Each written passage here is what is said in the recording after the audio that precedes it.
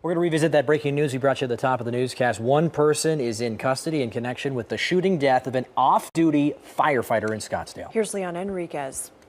Yeah, I'm in the area of Stetson and Civic Center Parkway.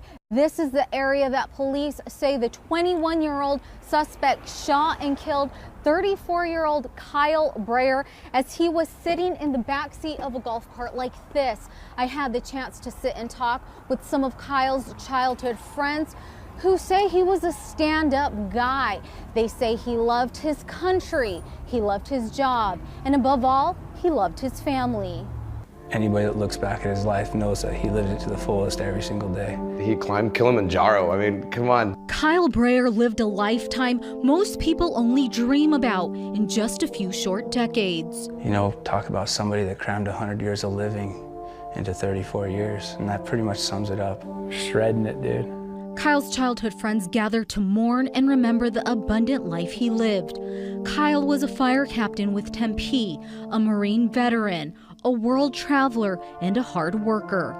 He helped run the cadet program for Tempe Fire Department. He taught the firefighter fitness for MCC.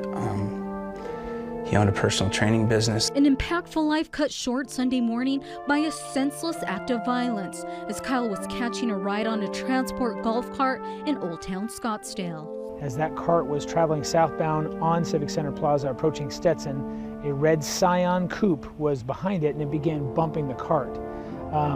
As Kyle was in the back seat, he put his foot out to stop the car. And when the car came to a stop, he got out of the car to see what was going on, and the driver shot our victim in the head. He was just a person that was so giving. I mean, he donated his life multiple times. I mean, he donated it to the military, never thought twice about it. He did get out, you know, he got a new family with the fire. And Kyle's friends and family want him remembered not by this tragedy, but by his triumphs. You look at the accomplishments he's made, and I think that he left a mark on the fire department. He left a mark in the Marine Corps with his friends and families. He mentored a lot of us. Everyone looked up to him because of how he lived his life. A life that left a meaningful mark. The legacy that he left behind, how he lived his life to the fullest, and that family was everything to him. Whether it was the Marine Corps family, the fire department family, or most importantly, his immediate family and friends.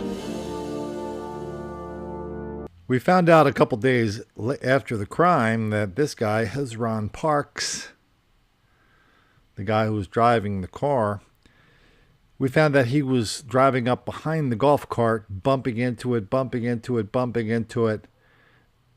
And when they came to a stop and the firefighter got out, Hezron felt threatened. That's why he had to take out his gun and shoot the firefighter in the face. Hezron had just come from a club. And for some crazy reason, he had been kicked out of the club. So I don't know if we can consider this kind of the second version of the let-out fights that we talk about here so often.